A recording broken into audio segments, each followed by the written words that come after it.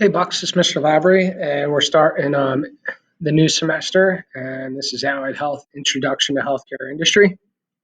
And the healthcare industry is the third largest here in the Philadelphia region of the tri-state area. Um, and it has many parts. It has nurses and doctors and dentists and EMTs and surgeons, pharmacists, a dental hygienist and orthodontist, and child rearing, and you can even consider veterinarians. Um, So there's many aspects of the healthcare industry. We're going to be using the nursing assistant, acute, subacute, and long-term care, sixth edition. Hold on one second. This book, um, the blue book was the old one from the early 2000s. So this is a brand new book, and it's so don't write in it. If you write in it or you lose it, you're going to have to pay for it. You don't want that. Chapter one is Introduction to Healthcare. The healthcare, again, is an industry. There's many aspects to it. So we want to expand our horizon, and it's an introductory course, but it is a college preparatory or college prep level course. And many of you have used healthcare systems differently in life, and hopefully it was just simply, going to the doctor's office. But it covers emergency care, surgery, and long-term care. Um, again, you could be in healthcare right out of high school. You could be working as a tech, taking patients. Um, you could be a medical assistant or a certified nursing assistant in a couple of years or a couple of weeks after high school. So, excuse me. Got something in my throat. Healthcare has many parts. I think we're all familiar with physicians' offices. Acute care hospitals, that means short term. And acute care example of that would be Taylor Hospital or Crozier, and they do offer different aspects. Um, you should be only there for a couple days or a couple weeks. However, sometimes people are there for months. Subacute care is a transition facility where you're going from a hospital or to a long-term care facility or a hospital to home. A subacute care facility would handle that in between stage. So long-term care is a facility very much for the elderly or people with permanent disabilities. Um, and people are often called residents. Home care, really popular early 2000s, making a comeback, where the nurses and RNs provide the care at home under the direction of a physician for patients. And there's clinics. This has been around for a while, but only in our area for the last 5 to 10 years. Emergency clinics and urgent care clinics, where we can go in and get out and get the help we need. And hospice care.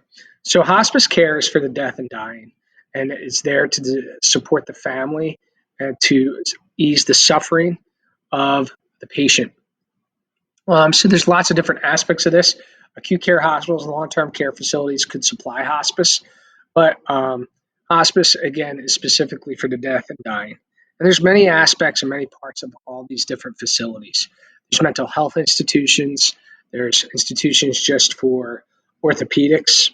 So there's many parts, many places you can get a job. So these are the questions you want to consider while we're going through the chapter.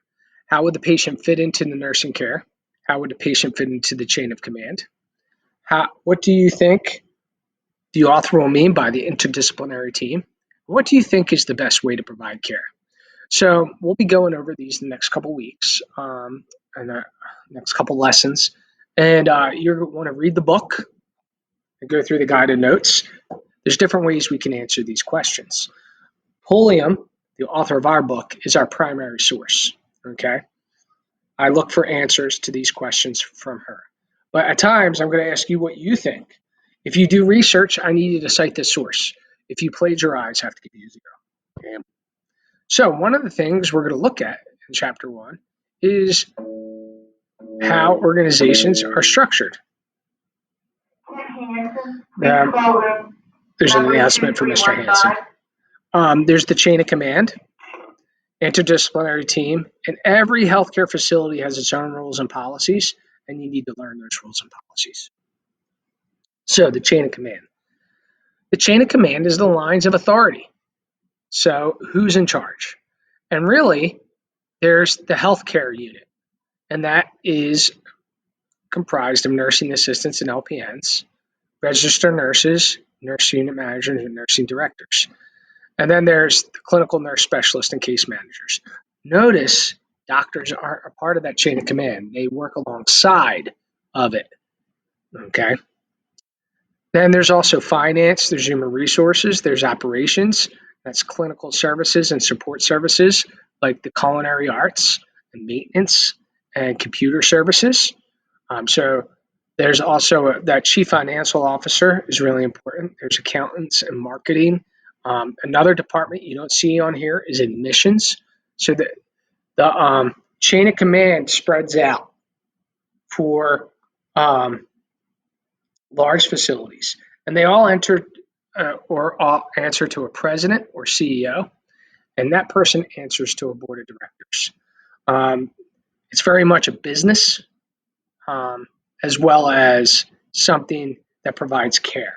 So that's the approach. Are we approaching it as a business or we're approaching it as providing care? And we're providing from a care.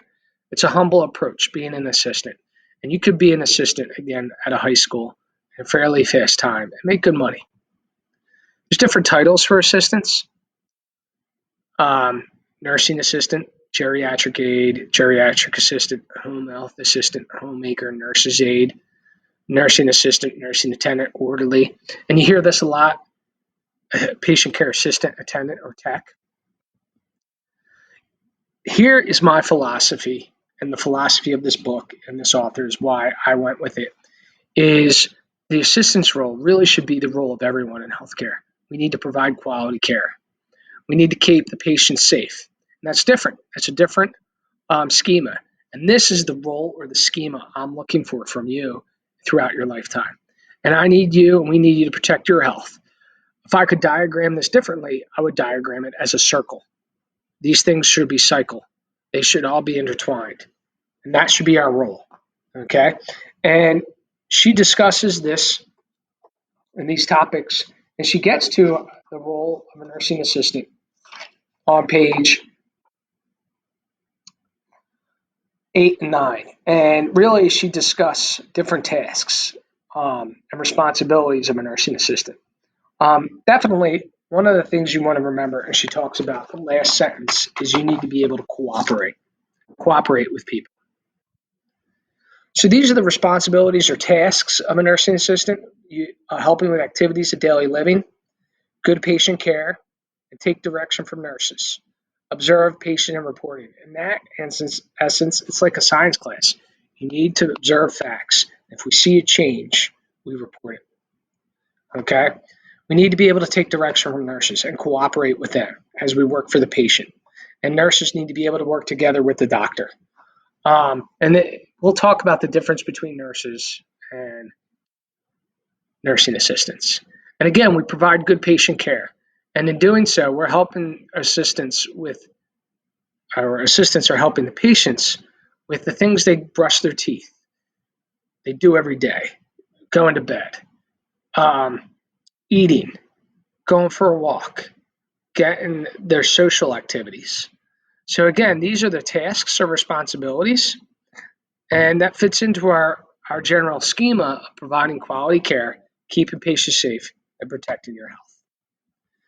To do this, one of the themes of the book is we must always communicate effectively, use resources efficiently, be a team player, and demonstrate cultural awareness. You're going to run into people of different cultures and religions and faiths, and you need to be able to work together to meet their needs. And to do so, you need to use resources efficiently and communicate with the patient, their family members, and the nurses. And these are some of the themes of the book. So, one of the things you want to remember to do is if you're juniors, look at the course scheduling. Seniors, we need to start planning for college. All right, thank you very much. Pick up your books if you haven't. Have a good day.